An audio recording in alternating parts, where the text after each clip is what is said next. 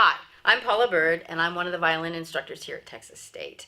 And I thought I'd talk to you today about tone production and something that I like to call orange peel tone. Everyone has their way of talking about tone, but this is my way of doing it.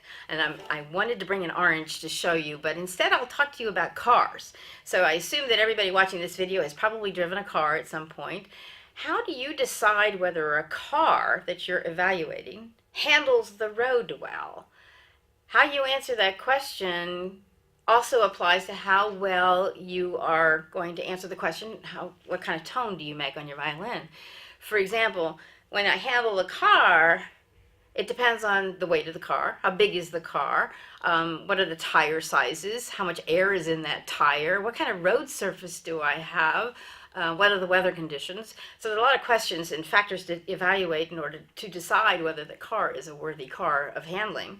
But for the violin, when you ask somebody how to make a tone, well, pretty much we all agree that 90% of the sound that you make is going to come from the right side of your body, which is your bow. And then there is some of it that has to do with your left hand, but that's a different topic for a different video. But this one, we'll talk about the right hand, the bow. And when they talk about the factors, they kind of narrow it down to three main ones. There is the weight of the bow. Some people like to say pressure, but I don't like that word because it implies that you're having to do something. And to me, weight is something that happens in the universe because it's gravity. So I say weight of the bow, and then the second one, they'll talk about the speed of the bow, how fast are you going. And the third one would be is exactly where you are. So if we go back to that car analogy, weight of the bow would be similar to how heavy is that car. And the second one was the speed of the bow. How fast am I driving for the road curves that I have to do? And the third one was the where is the bow playing, the contact point we call it, would be analogous to the car. Where am I driving that car? Am I on the shoulder of the road? Am I in the center of the road? Am I on a slippery slope? Where is it exactly that I'm driving? And all those things will affect it. So what I'm going to do is talk about how to get the most weight from your bow without pressing on the bow. And every finger in your bow hold has a job and a particular place and reason for being there. So we're going to start with your thumb. Your thumb is just touching the edge of the frog, and it is generally rounded. And then the other two fingers across from it are just hanging there. I call them gang members because they don't really do much. They just hang out in the street corner just doing nothing except lending their own body weight to things. Their pinky, is on the back side of the top of the bow. And the rubber band here is not because my bow's broken, but because I find it easier for my fingers not to slip since they're so dry.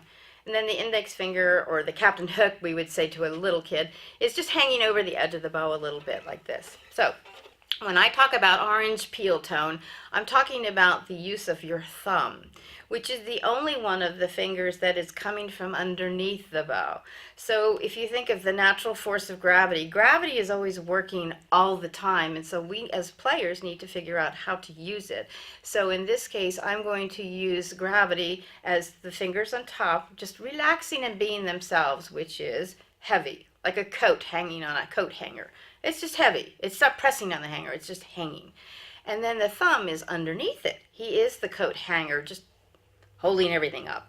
So what I'm going to do with my bow is I'm going to imagine what it felt like when somebody handed me an orange and I had to peel under the peel to get it off the orange. That very first peel dig is done with your thumb, and that feeling of what it feels like to push that skin out of the way is exactly the feeling I want to create on my bow. So I'm going to hold my bow and I'm going to dig in with my thumb a little bit to get that feeling, that contact, that energy upward from my thumb. My other fingers, you're going to feel them push against it, but not because they're really pushing against it, but just because they're heavy and my thumb is pushing against them. So it feels as if I squeezed a little bit, but that sound that I will get with that pulling up that orange peel, it's a nice, rich, heavy-weighted sound without me having to lean forward to do anything. So then I would just make sure my bow is in the place in the middle, the sweet spot, where my thumb is engaged with my bow, as if I'm shaking hands firmly with my bow. And then I would just play.